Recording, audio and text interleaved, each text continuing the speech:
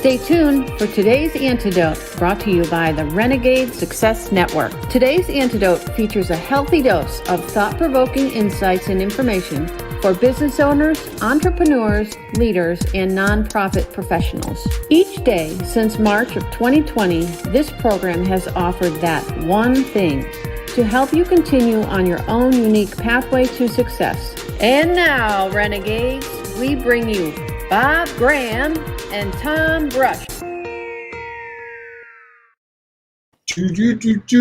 Hey, Tom, happy Wednesday. Happy Wednesday to you, Bob. How are things down at the beach? Down the beach, or how you say down it here? The beach. They are good. They are good. I was up early this morning. I was out running, saw the sunrise over the ocean as I ran along the Bethany Boardwalk. It was a little cloudy, and there are rip currents today from the hurricane that was out spinning in the ocean. I think it's Larry.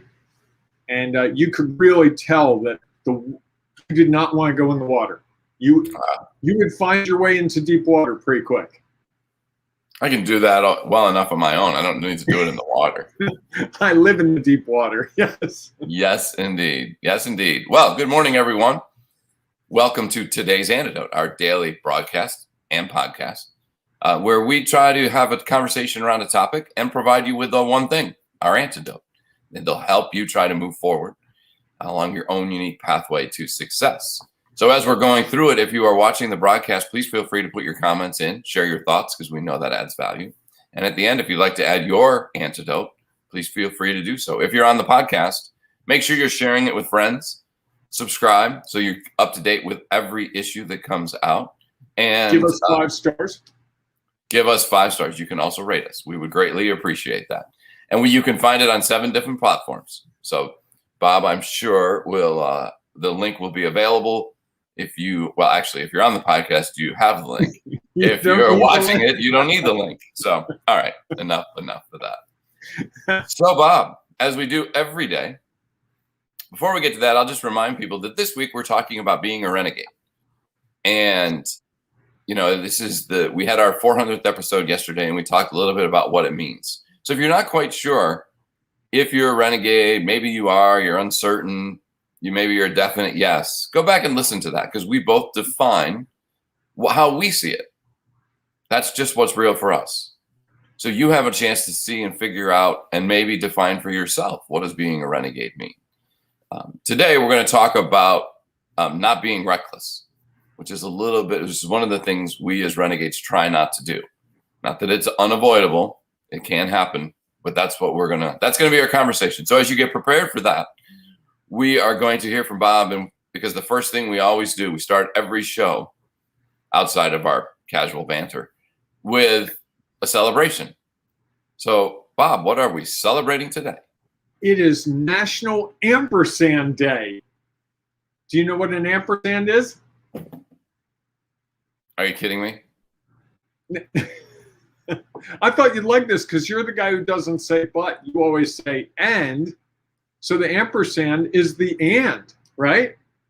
It's for those of you who don't remember English class, it's the little figure 8 thing that you put between words or phrases that says and. It's a short form of and. Ampersand. There you go, your word for the day. What do you think, Tom? Pretty good one. It is a good one. I'm not sure why we're celebrating it.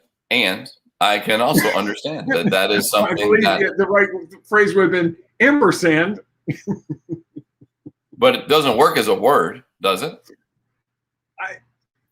It could. Here, Tim has put it, for those of you watching, Tim has put it there. The ampersand equals that thing. So it's the figure 8 with the little like X in the lower right-hand corner. Yeah. I also want to give you this, Tom. This came in a little while ago, but I didn't want to jump the gun. Tim said, renegades are not reckless. They just don't give up. I figured you two needed help getting started.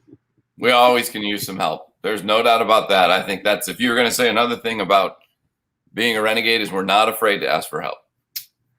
I don't think we added that. That's a good addition to the conversation. So the ampersand, huh? Yes. I wonder who came up with that. Like, how did you determine that was going to be the symbol? And then 2, I didn't. So you said you. It's not me. I didn't create the ampersand. I don't get that credit. That was the generic you. How do you? Okay, the generic you, the Queen's you. And then how do you come up with that's the name for it? Like, who sits down and says, there's this squiggly little line that I guess means and we're going to call it an ampersand. There are crazier things. I think you need to do some research. I didn't fully research this, Tom. I mean, I could go into the archives and dig up all the information, but alas, I think we should move to our topic. Fair enough. So our topic is about not being reckless. One of those things that, we look at what a renegade is, what we believe a renegade is. And then I think there's also about what it is not. And I think one of the key things about this is not being reckless. And to me, it really goes along with, we're not going against the grain. We're not just trying to do something in spite of someone else. It's really about our choice, as we shared yesterday, and how we make the choice of what we are going to do, because it's what we believe is real. So what are your thoughts about that, Bob? My thoughts about being reckless are that we've all done it. Often we don't know it until after we do it. And I'll give you an example that happened to me not that long ago. Someone was trying to call me about some service that I wanted done.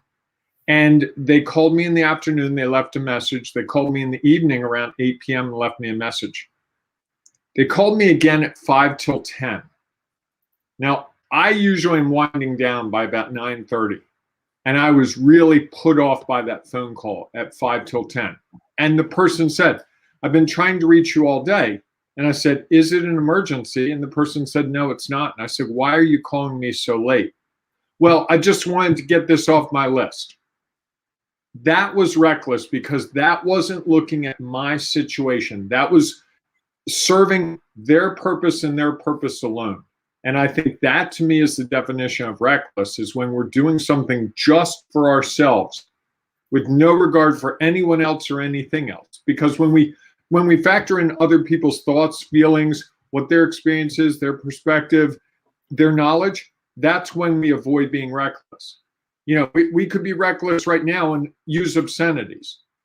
And there's someone who's probably around children, and we say an obscenity, and they go, oh, I can't believe these guys. I've listened to, 200 of these episodes. They've never done it. I've never had a problem around my kids. And suddenly they decide to say an obscene word. That would be reckless, right? Absolutely. And as a result, when we are reckless, it usually causes other people to shift their perception of who and what we are. And that's the damaging part, right? Sure. Uh-oh, you're flickering again, Tom. Your internet is being reckless. Yep, your internet is being reckless. There, are you back? You're a little fuzzy. All right, I'll try. Yeah, you're coming in and out. So I'm going to keep talking while you try to figure out what your issue is. I think the big thing about being a renegade is a lot of times we think of renegades as the people who are going out and doing something different than other people. And that's how we think of renegades. But when you're doing something different, you run the risk of doing something that's going to potentially hurt other people or cause other people challenges or concerns. And you want to make sure that you factor that into the equation before you take an action. You're back, Tom. Go ahead. Your thoughts on recklessness. Yeah, it's interesting. I thought you had that conversation about obscenities. And I think in some regards, that's also a choice, right? We have the opportunity to choose that that's what we're going to do and determine whether we feel that's reckless or not. Mm-hmm. I think that's part of it. We are going to, if we try to please everyone, we're not going to be able to please anyone, or Correct. We're not going to be true to ourselves. We are going to be bending in the wind based on whatever it is we think someone wants us to say. And to me, that's not really being a renegade. And so we have the choice to do that. It's interesting, the story I was thinking about, and it's amazing because this happened well, I was at Binghamton. So it was like in 2001, maybe not 2001, maybe 2002. So it's been 20 years and it still haunts me to this day. So we had a good client who I was going to talk to about a sponsorship of a golf tournament. And I was going to be, here was me trying to be a renegade. I was going to put together this great, colorful presentation, print it all out, and take it to them. Because, of course, they were a printing company. And they did a lot of our brochures and binders and letterhead and all of that stuff. And I think the appointment was supposed to be at noon. And at 11:30, I started trying to touch it up a little bit. And actually trying to finish it. Not you, Tom. Yeah, surprising, huh? And what happened was that back then you didn't have great printers. I mean, you had good ones, but you didn't have like high quality color laser printers at your desk. And so I was trying to print it out, and of course it wasn't working, and I was struggling with it, and it wasn't laying the way I wanted it to fit. And so now it's like 11:45, and I had at least a 15-minute drive. So I tried to be responsible, call and say, hey, you know what? I'm running a little late. I'm having an issue with something. I should be there by 12:15. Well, long story short, it took me until almost 12:30 to get it printed off, and then it didn't even look the way I wanted it to look. So, and of course, For a I was company updating that does printing. Yeah, correct. Actually, it was probably a better sales pitch for them and why we needed to use them rather than me trying to do it myself. I think that's a little bit of a challenge for me, is that sometimes I like to do it myself and don't always want to outsource it. So anyhow. So where was the recklessness in that? The recklessness was that I waited until the last minute to do it. Okay. And I could have been working on it and working on it and working on it. And I think because I was thinking about, okay, I've got all these other things to do, I'll do it, and I'll be able to get it done in an hour. When in reality, it was going to take more time than that. And if I really wanted to make sure that it was going to be the way I wanted it, I was going to have to work on it sooner.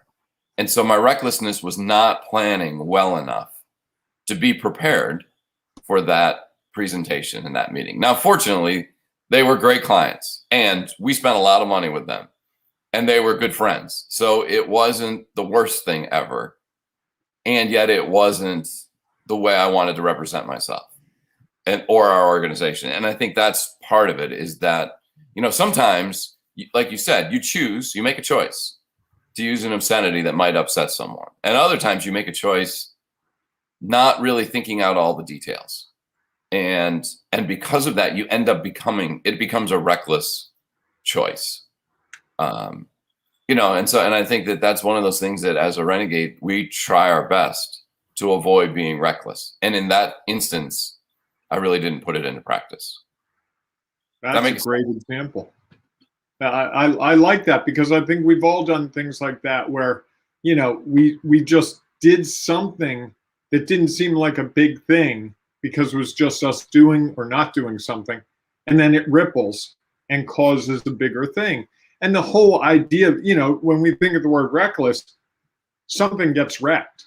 Often it's the reputation, right? And so when we're reckless, that's what bothers me. When I've been reckless, it's damaged my reputation.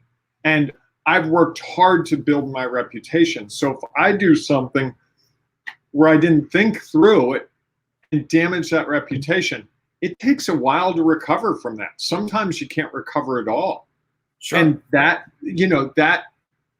what we can. But on the bright side, I think whenever I've been reckless and realized it, which is about 99% of the time, I've learned something that has helped me to improve how I handle things going forward. So it's not like we're going to completely avoid being reckless. I actually think recklessness is an opportunity to learn a great deal. It's like, oh, gee, people really care about it. I had no idea that was so important to people. And then you go, oh, if that's really important, then I need to adjust and this new knowledge, experience, and perspective gives me the ability to better look forward and say, hey, next time I would do this. I'm sure after that you were working on your presentations at least 2 hours before they were due. Mostly, Okay, yes. An hour and 5 minutes. Yeah, I think that it's one of those things that we can make choices to help us avoid being reckless. Mm-hmm. You know, if someone upsets me and I just go off and do something else as a way to get back at them, or as a way that someone is making me upset, and so I'm going to go off and just fly off the handle. Like those, or badmouth them to another person. Correct. And like those are things that you can't control. You can control, you know, because the interesting thing about it is we never know who's connected to whom and who has relationships. And you share one, especially in certain circles. You know, again, the more you niche down in what you're trying to accomplish, the more people are connected. And, you know, it's interesting. You get around, like I'll talk about our officiating group. And there are people who will share thoughts with others about another official, having no idea of the relationship that other person has. And what it ends up doing is not being a reflection of the person they're talking about. It's a reflection of the person who's sharing that or making those comments. And I think that's an area where that to me is recklessness, is sharing something about someone else, having no idea of what is real for the person you are sharing it with. I mean, I had a supervisor once who just started going off to me about a colleague. And this colleague was a good friend of mine. Like I was just thinking, like, I don't understand this. Like, why are you sharing this with me? I have to believe you know that I'm friendly with this person. And, you know, whether they were using it as a way for me to go back to that person and say, hey, you might want to do this differently because it's upsetting the supervisor. I don't know. To me, that was just that to me was reckless. Is because it ended up hurting my thoughts about the supervisor, not the thoughts about my friend and peer. And I think that some of those things that we can, to me, recklessness is doing it without thinking about the consequences. And I think when we at least consider the consequences, we're never going to avoid something that turns out to be reckless. That's going to happen, like you said.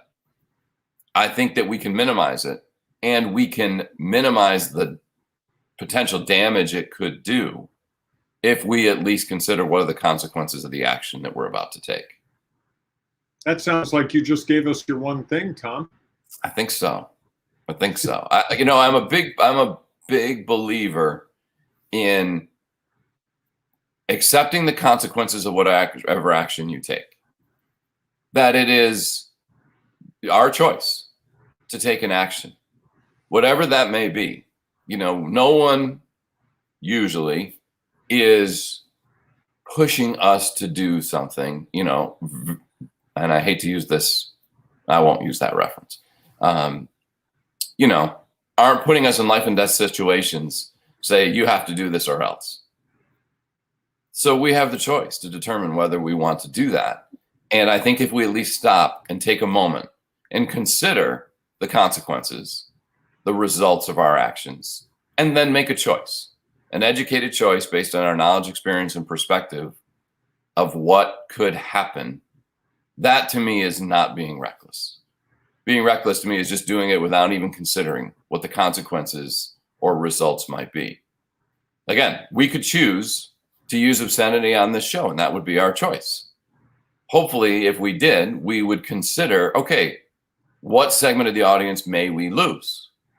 We might also say, hey, you know what? If we add that to our show, we might add a different segment of a new audience who might think that. Oh, I almost said one. See what I did there? Yes. Yes. I think anyhow. So I just think it's one of those things that if we're considering the consequences, to me, while the act may end up looking like it's reckless, it at least is a choice that we have made.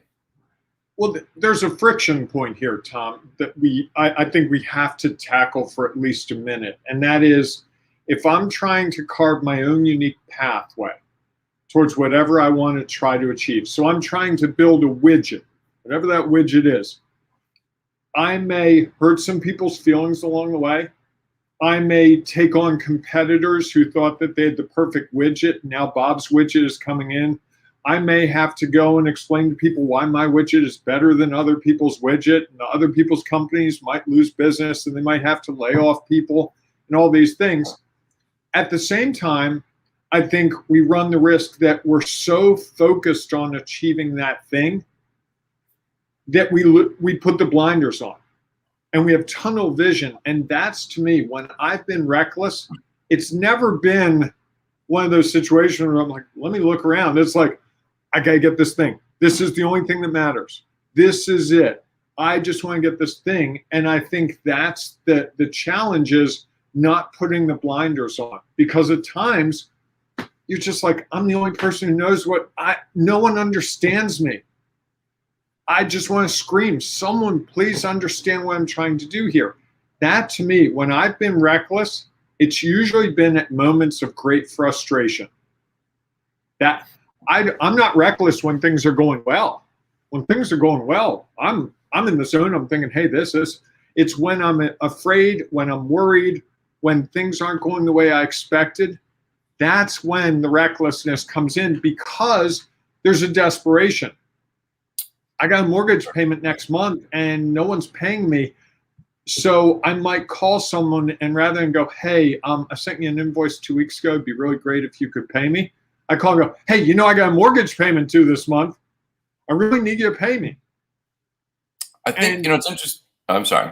Go ahead. No, you're fine. Go ahead. I was just going to say that I think that it's interesting because I think those blinders come on at the extremes. Mm-hmm. Either we are desperate, or we're having so much success we feel like everything we do is going to turn to gold. Yep. And we miss, and it's interesting. I think the farther you get to the extreme, the more the blinders come in. And the more you're in the middle, the more they open up and you're able to sort of see. And there's that tipping point where, yes, we're having so much success that they're starting to narrow, that we can't see what's going on around us. And even though it might seem like the world is falling apart, there are plenty of other things we just have closed off our entire perspective that might be possible. And I think that's when we get into those moments of recklessness, because we are either not considering because we think we have all the answers, or we're not considering because we're so desperate for results. I was at a networking event about 4 years ago, and at that event, I was talking to someone, and they were explaining how difficult business was for them. Like, genuinely, things were not going well. Like, I thought he was going to cry. That bad. And a party that we both knew came up, and he's like, what's the pity party over? And I'm just standing there and not saying anything. And he's like, guys, I just signed a $400,000 contract. Could we have a celebration here? Meanwhile, the other guy's ready to cry, throwing the towel, and I'm trying to almost referee these two people. And I said to the guy, I said, hey, this is not the time. Could you leave the two of us alone? I'd love to talk to you later. And he got all pissed off about it. You guys don't want to celebrate my success? And it's like, it's not the right time. So later I went up to him and I said, hey, by the way, he's having a really hard time. He's like, and I care about that because why? I'm like, okay, not the person I want to engage with at all. Anyway. Starts to eliminate that no, like, and trust, right? Yep. And I would go out of my way at events after that. He'd want to come up to me and talk, tell me I'd just turn the other way. Yeah. Hey, good to see you. And that was, I don't think he understood the recklessness of that. And his reputation suffered in my eyes, and certainly in the guy who's going through a difficult time. Sure. It's hard. Business is hard enough without someone rubbing, your nose in the fact that you're not having a good day, week, or month. So, Tom, you gave your one thing, which Tim so conveniently kind of, he captured it. To me, reckless is doing something without considering the consequences. So to summarize your one thing, I think about the consequences and try to factor those in. What I would add to it is that we need to accept that we will, at times, be reckless. It's going to happen. And I think how you recover from being reckless is probably as important as anything else. And recognizing it and being able to say to someone, hey, I saw you at that networking event last week, and I was really excited because I got this huge contract. I didn't realize you were going through a tough time. I'm really sorry. That was really insensitive to me. Is there anything I can do for you? That guy never did that. He just, whatever, guys. Right. It's not about you, it's about me.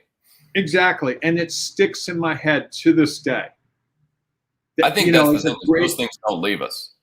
Right. When those types of impressions are made and people don't understand the consequences of what they've done, we don't forget that. No, we do not. Yeah. So there you have it, Tom. Couple more comments I want to get in. Tim was kind enough to do the history lesson for us. It comes from the ampersand we're talking about. Comes from Old Roman cursive for et, which means and. There you go. And Tim also offers this little tidbit, which, yes, I would agree with him. And then your good buddy, my good buddy, Frank, is in, and somehow he managed to get this to fit perfectly on the screen. That is, Frank, that is the best effort you've done so far. It fits perfectly on the screen. So, and I see Tom phasing out, and then Tim added also, reckless equals okay, reckless, not such a good idea. He was putting the W in for causing a wreck. Right. Yeah, I get the idea.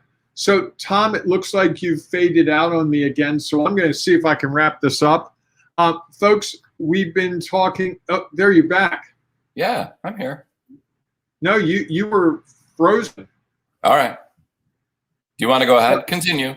No, you can close this up, please. All right, everyone. Thanks so much for joining us today on today's Antidote. If you have one thing you'd like to share, please feel free to put it in the comments, or you can join the Ring of Renegade Facebook group. If you are not a member, it's easy to do. Please join us at Ring of Renegades. Just search for that in Facebook. And it is a private group because we're trying to create a community where we can have conversations, where we can be vulnerable and potentially be a little reckless, even though we weren't planning to be, and then go back and make sure that we are adjusting for it once we have a new perspective on what was happening that we didn't really understand. So we hope that we will see you inside the Ring of Renegades Facebook group. We also hope that we will see you tomorrow, 8 a.m. Eastern time, for our next edition of today's Antidote. And if you're wondering about being a renegade and whether you are there or not quite sure or not sure how far along the path you are, we have a great survey for you to take that gives you a chance to answer a few questions and consider where you stand along that progress. Because we know that being a renegade can help you continue to move forward along your own unique pathway to success. And we want to see more and more people find that success so they can then celebrate not only the actions that they took to get there, and also, ampersand also, the ultimate success that they had. So I put the link to that survey in the comments, Tom, and we'll put it in the show notes on the podcast. It's free. It's 10 questions. It's super quick, super easy, and you will get a real insight by answering these 10 yes and no questions about where you are and what you're trying to achieve. We built it, and even though we built it, Tom, I actually took it yesterday. How'd you do? I showed up where I thought I would. I wasn't perfect, and I wasn't at the other end, but it gave me some things to think about. What was your result? I think it was a 7. Okay. Yeah. So making progress along your renegade way. That's it. That's it. And I like that it gives you a way to gauge where you are now. Like I have a 7 now, I could have a 9 or an 8 in 3 or 6 months. Sure. And you can figure out if you're paying attention what does or doesn't work for you and where you might be challenged. But I think it's great. And the number one thing to me is, if you're wondering what a renegade is, this is a great way to figure out if you are one. Because when I tell people, you're a renegade, the first thing is like, do you think? I'm like, and then you give them the evidence. Well, you're building this unique thing. You quit your full-time job to do this, or you're doing this thing within your organization that's different than anyone's ever done before. That's being a renegade. Suddenly there's this freeing moment for them. Like, wow, I guess that's what I am. And it's great to be able to identify that. Yeah. So we want to help you identify. And also, Tom, just a little tease, because we can. In the Ring of Renegades, if you join our Facebook group, you can get early access to a draft of another piece Tom and I are putting together, talking about how to better manage your time and how renegades look at their life. How'd I do? Okay, except the piece is a little bit more about identifying whether or not you're a renegade. It's some more information about that and some steps that you can take to help thank you. start to really consider. You're getting a little ahead of yourself, Bob. We're doing too many things now that Bob is forgetting which step along the pathway are we on. I have become reckless, haven't I? No. You did what you thought was appropriate given the situation. Just so happened that it was a little ahead of where we're trying to go, which is fine. And Tom, I'm also going to tease tomorrow's program, because you have agreed to be coached. And we're going to coach Tom on something. You did yesterday. We talked about this. We're going to. Did I agree, or did you say that I should? We're going to coach Tom. There was ever an agreement there. We're going to coach Tom tomorrow, because he coaches me all the time, and give you a taste of what coaching looks like and how renegades can benefit from coaching. And it's a real simple process. If you've never heard or seen coaching, this is your chance to see what it's like. It's going to be literally just like a regular laser solution session that Tom or I do with people every single day. So that's something to look forward to. I can see Tom's head spinning already, but it'll be a great thing based on a discussion we had earlier this week that I paid attention to. And I even wrote a sticky note with what it was. That's how serious I am. And the note says, Coach Tom on technology. That's what it tells me.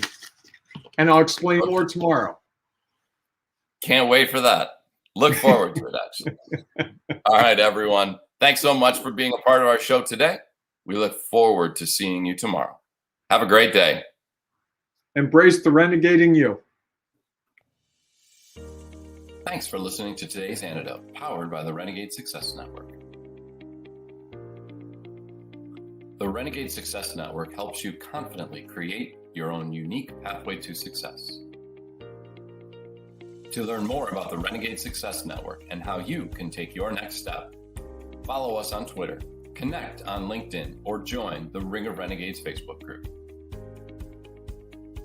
For full details on how you can join our community, go to renegadesuccessnetwork.com. Embrace the renegade in you.